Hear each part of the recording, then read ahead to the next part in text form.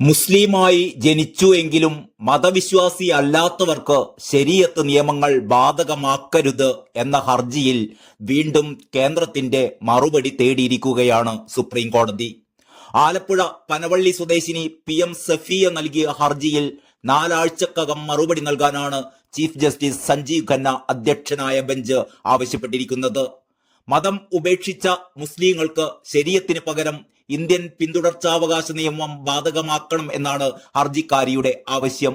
കൗതുകമുള്ള വിഷയമാണ് ഇത് എന്ന് കേന്ദ്രത്തിനു വേണ്ടി ഹാജരായ സോളിസിറ്റർ ജനറൽ തുഷാർ മേത്ത പറയുകയുണ്ടായി. ഏകമകൾക്ക് തന്റെ മുഴുവൻ സ്വത്തും നൽകണമെന്നാണ് ഹർജിക്കാരിയുടെ ആവശ്യം. ശരീഅത്ത് നിയമപ്രകാരം മുഴുവനും നൽകാനാവില്ല. അതിനാൽ ഇന്ത്യൻ പിന്തുടർച്ചാ നിയമം ബാധകമാക്കണമെന്നാണ് അവർ ആവശ്യപ്പെടുന്നത് എന്നും തുഷാർ മേത്ത പറഞ്ഞു. അതേസമയം ഒരു മതത്തിലെ അവിശ്വാസികൾക്ക് ഇത് അനുവദിച്ചാൽ മറ്റെല്ലാ സമുദായങ്ങൾക്കും അത് ബാധകമാകില്ലേ എന്നാണ് ചീഫ് ജസ്റ്റിസ് ചോദിച്ചത്. ഹിന്ദു പിന്തുടർച്ചാവകാശ നിയമത്തിൽ മതം മാറിയവർക്ക് പിന്തുടർച്ചാവകാശം നൽകുന്നില്ലെന്നും അദ്ദേഹം പറഞ്ഞു.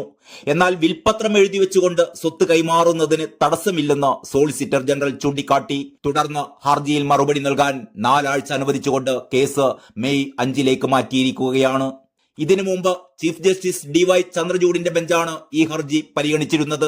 വിശ്വാസിയാണോ അല്ലയോ എന്ന് നോക്കിയല്ല വ്യക്തി നിയമം ബാധകമാക്കുന്നത് എന്ന് സുപ്രീം കോടതി അന്ന് ചൂണ്ടിക്കാട്ടിയിരുന്നു. വ്യക്തി നിയമം ഒരാൾക്ക് ബാധകമാക്കാനാവില്ലെന്ന് ഭരണഘടനയുടെ 32ാം വകുപ്പ് പ്രകാരം എങ്ങനെ സുപ്രീം കോടതിക്ക് പ്രഖ്യാപിക്കാനാകുമെന്നും കോടതി ചോദിച്ചിരുന്നു.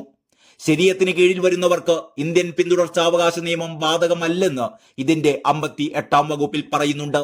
ശരീഅത്ത് നിയമപ്രകാരം ആകെ സ്വത്തിന്റെ 1/3 മാത്രമേ മകൾക്ക് ഇഷ്ടദാനമായി നൽകാൻ പിതാവിന് സാധിക്കൂ.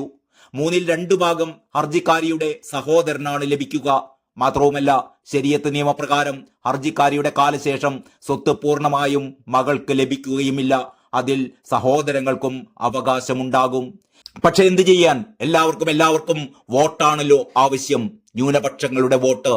അതുകൊണ്ട് തന്നെ അവർ കണ്ണടച്ച് ഏകീകൃത സിവിൽ കോഡിനെ എതിർക്കുന്നു. പക്ഷേ കാണാതിരിക്കരുത് ഇത്തരം ഉമ്മമാരുടെ കണ്ണീർ.